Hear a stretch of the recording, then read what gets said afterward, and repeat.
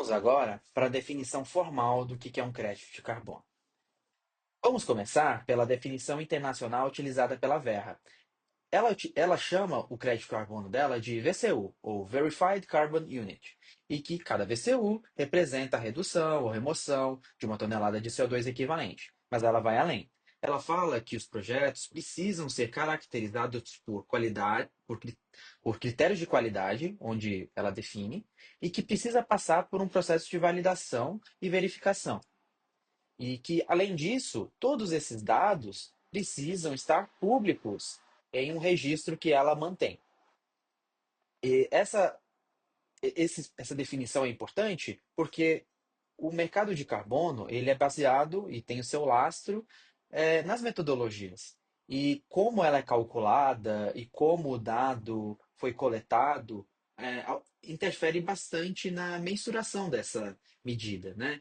É diferente, por exemplo, de eletricidade, que você tem um medidor de eletricidade que sabe exatamente o quanto você consumiu automaticamente, medindo a corrente elétrica ali na sua caixa de luz. Mas no mercado de carbono, você precisa de estimativas, e muitas estimativas para quantificar o quanto que um projeto gerou ou não de crédito de carbono. Então, por isso a necessidade é, dos processos de validação e verificação. Vamos olhar agora a definição de crédito de carbono criada na Lei 15.042, que foi criada ao final de 2024, na criação do Sistema Brasileiro do Comércio de Emissões.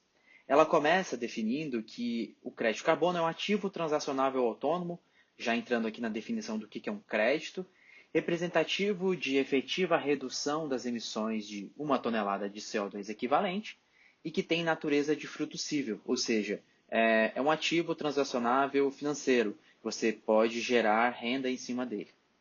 E que ele é obtido a partir de projetos de redução, remoção do gás de efeito estufa, mas que precisam ser submetidos, como na Verra, a metodologias nacionais ou internacionais. Então, deixa aberto aqui a criação ao uso já das metodologias utilizadas internacionalmente, principalmente no mercado voluntário, e que adotem critérios e regras de mensuração para que tenham verificação, né, dos projetos.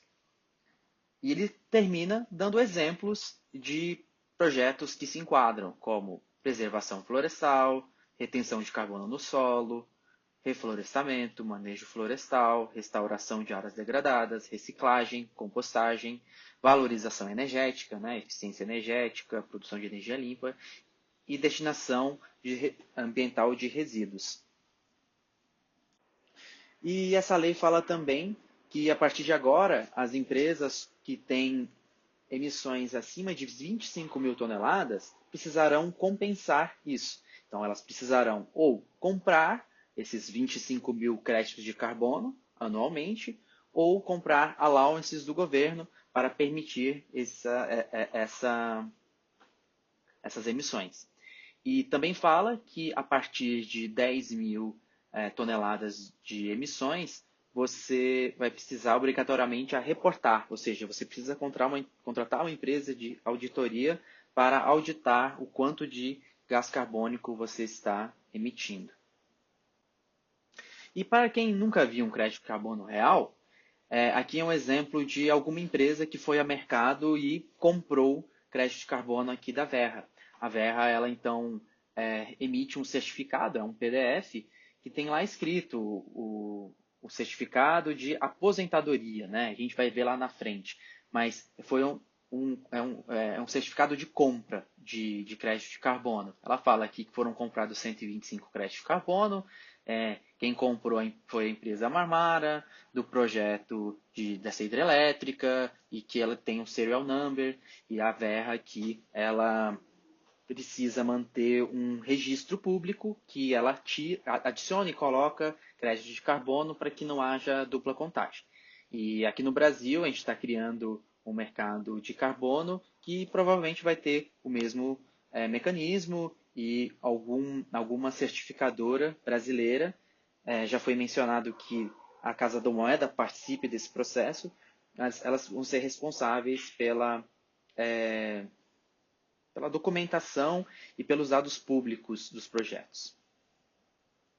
Mas se a gente quisesse olhar de uma forma mais técnica e ver todos os dados que são relevantes em um crédito de carbono, é importante a gente sempre olhar de que ano, né, qual que é o vintage, quanto que esse crédito de carbono foi produzido, qual que é o tipo desse crédito de carbono. Ele é um crédito de carbono de remoção, de redução? Ele é referente a qual gás? São atributos de qualidade do crédito de carbono, né? A gente vê em mercado que créditos de carbono de remoção eles são mais caros do que créditos de carbono de redução. Crédito de carbono com maior permanência e maior tempo de permanência, maior tempo que ele comprova que as emissões não voltarão, mais caro também ele é. E todo crédito de carbono precisa ter uma metodologia, precisa ter uma certificadora e precisa ter uma empresa que foi lá e verificou esses dados. E, por fim, quem é o produtor. Então, essa aqui é a assinatura digital, né, de todos os dados ali que precisam, que são relevantes de um crédito de carbono e que são avaliados por compradores desse tipo de crédito quando eles vão ao mercado. E sempre tem perguntas, né, e questões sobre o que é um crédito de carbono e analogias que a gente faz, né? E a gente viu ali na aula 2, é uma moeda crédito de carbono? A gente sempre é uma moeda de troca, né? Um crédito, mas não é uma moeda por si só, né? Uma moeda, quando a gente pensa, quando você compra algo usando uma moeda, você não destrói a moeda depois, né? Você não põe fogo na cédula de $100 quando você compra alguma coisa. A outra pessoa fica com aquela cédula e troca por outra cédula ou por outro produto, né?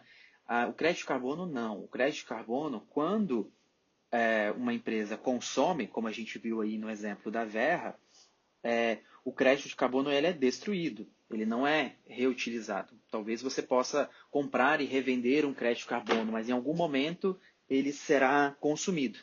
Então ele é mais parecido com uma commodity, né? Um grão de café que tem seu preço de mercado, podem ter cafés mais baratos ou mais caros, mas no final ele será consumido por alguém e no outro ano a empresa que comprou café vai ter que comprar café novamente.